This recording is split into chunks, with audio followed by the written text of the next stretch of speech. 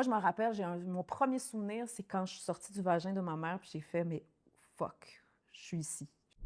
Il y a un mécanisme que la plupart ont développé, c'est de se rendre imbécile ou de développer une forme d'intelligence, intellect qui déconnecte, qui fait que comme je deviens le robot là, qui pense. Mais...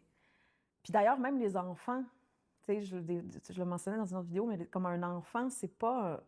on le traite vraiment comme un imbécile, là. Guigou, babou, puis là, on le divertit, puis on fait des trucs. C'est tout pour, dès qu'on est tout petit, tout pour éviter la réalité.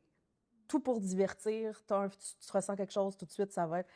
Puis moi, je sais que très jeune, j'ai comme... Puis ça faisait aussi partie de mon bagage, du côté de mon père, de pouvoir mettre l'application, genre, sympathique, un peu clown, qui fait... Parce que si je descends à l'intérieur de moi, je peux quand même être intimidante, même quand j'étais enfant. Fait que du coup, je mettais l'application imbécile, pouvoir fonctionner, pas déranger.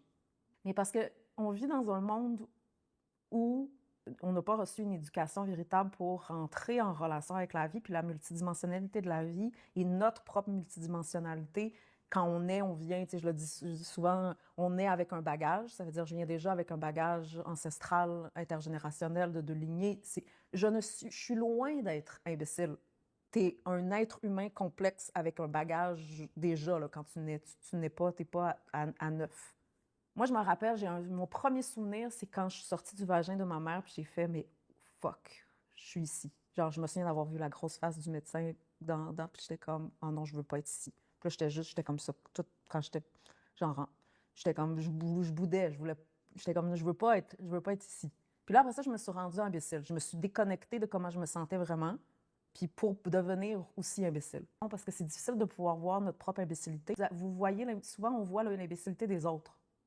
Tout le monde est très critique et porte beaucoup de jugement. Même si on est comme non, j'accepte tout le monde, il y a une voix, puis là, il y en a que c'est plus assumé, puis il y en a que c'est plus enfoui, ou genre, parce que où je vois l'incongruité, ce qui est fake. Puis là, il y a un genre de voix de jugement, de critique. Une voix de critique pour les autres, puis aussi pour soi, mais souvent pour ça, ça va être comme plus de se taper sur la tête.